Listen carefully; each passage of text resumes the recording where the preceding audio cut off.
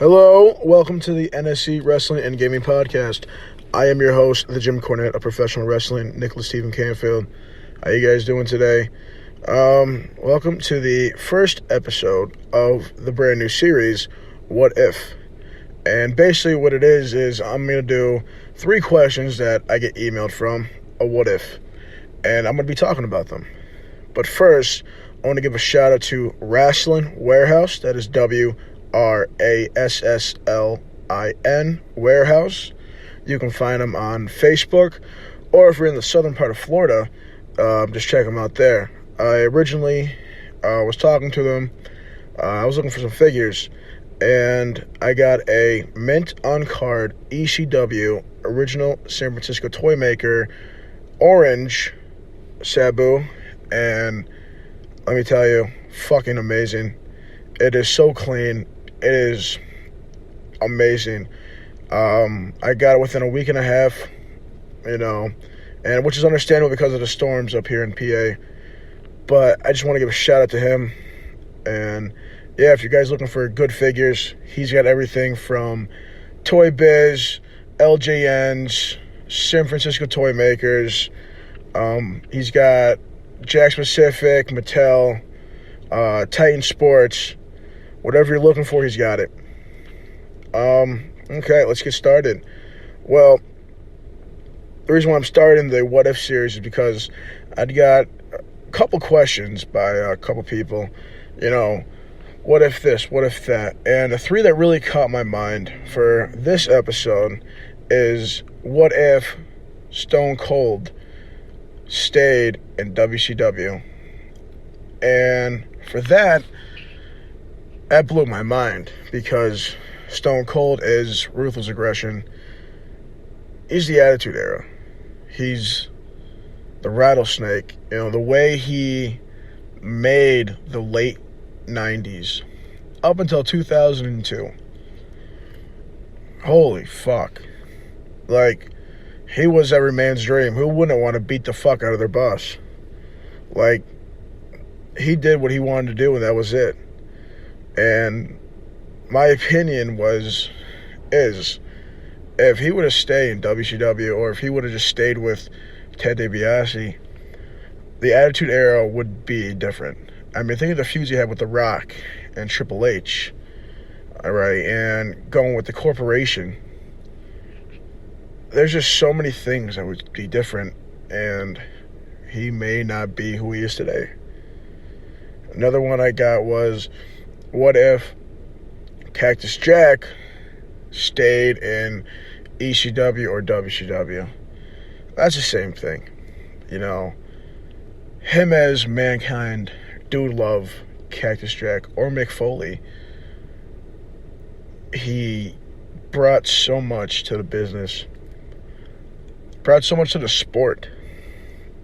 Every single person he was, whether he was Mankind or Cactus Jack or Dude Love or Mick Foley, hardcore badass, changed the game, changed the way we look at professional wrestling. His infamous Hell in a Cell match, which we all know about, with The Undertaker, 20 feet off the steel cage, onto the announcer table, fucking infamous. And then to come up, get choke slammed through it. Fuck. I mean, it was amazing. His hardcore antics, Obviously, we know that WCW were to get buyed out, a couple years after Mick Foley came to the WWF. It was like 7 years, something like that. 7, 8 years.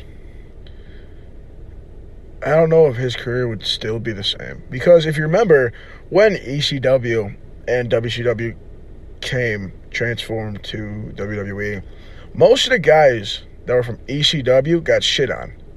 Mediocre careers. The only one you can think of was Rob Van Dam. He didn't have a mediocre career. He had a good run in the WWE. From the time he got there until 2006, 2007.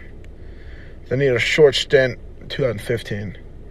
That was it, he had a good career. And then he went to Impact, TNA. You know, other than that, you know, you can't really think of anybody. Yeah, you know, people made stints in ECW like Rey Mysterio, Eddie Guerrero, Chris Benoit, but they weren't ECW originals.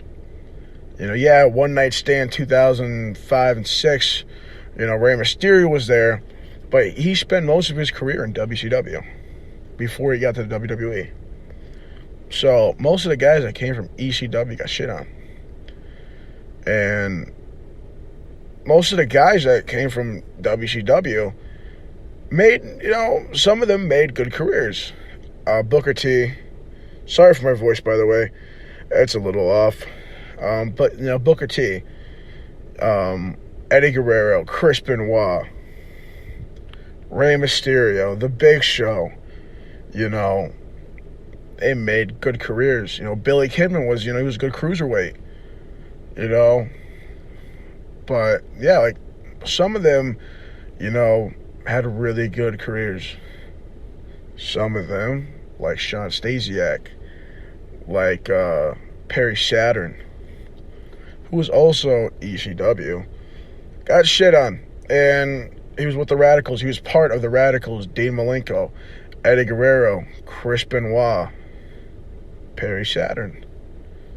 You know, it was just, I think if he would have stayed with WCW until that time, we would definitely not be talking the way we're talking to him now, you know. And another one was, what if Vince Sr. never gave the company to Vince McMahon Jr.? I think that's pretty obvious. I mean, when it was a WWF, Worldwide Wrestling Federation, you know, Bruno Sammartino, you know, guys like that, they made the base.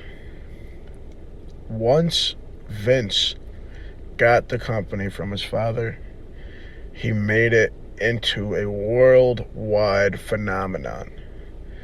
And we all can agree on that. He made it into a worldwide phenomenon. The business, since Vince has been in charge 30 plus years,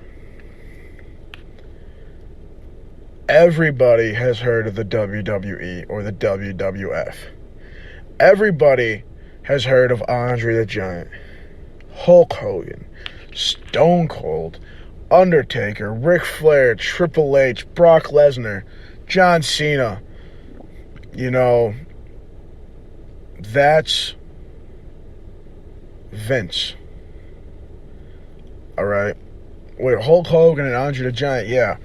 You know, Vince Sr. had a little bit into it. Mainly Vince, though. You know? Because he was good friends with Andre and Hulk. Really good friends. You know, and he's the one that brought up Triple H. At that time, it was Hunter Hearst Helmsley from WCW. He's the one that brought up me and Mark Calloway, Undertaker. Alright? He's the one that brought up Brock Lesnar, you know, gave him a chance. Kurt Angle, you know, because Kurt Angle's originally, he had a show, you know, the Crucifixion with the Sandman, and ECW, and when they pulled that stint, you know, Kurt Angle basically said, don't show my face on TV or I'm going to sue you. You know, it's obvious that there may not be WWE today if Vince Sr. never gave Vince the company. And there might have been another guy that he had in mind if he didn't give it to Vince. There might have been, and it could be a mediocre run. You know, definitely, if that never happened, there might have been promotions still, like the original, you know, NWA. You know, Smoky Mountain Wrestling. You know, and who knows, there still might have been an ECW and a WCW, which I highly doubt because of how much in debt they were. But definitely world wrestling entertainment would be different.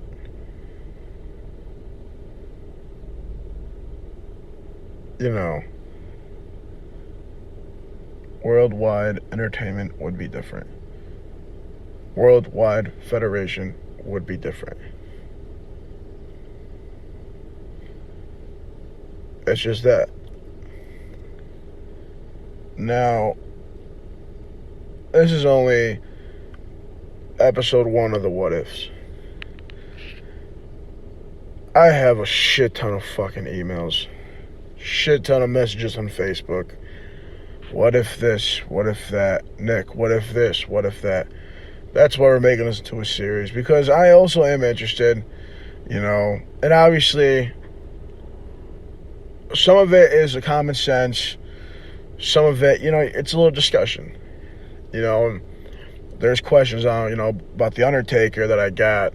You know, John Cena, Brock Lesnar, what if this coming Friday we'll do, and it's going to be a one question because this is something that was asked, and thinking about it could change the history of wrestling.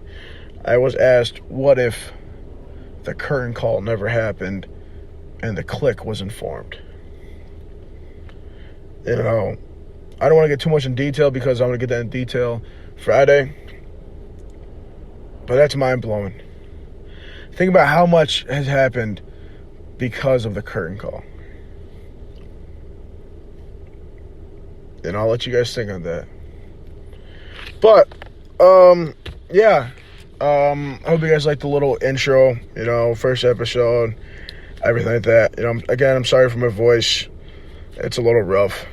But, also, I'm also looking for a, mint on card, 1-2-3 kid, LGN,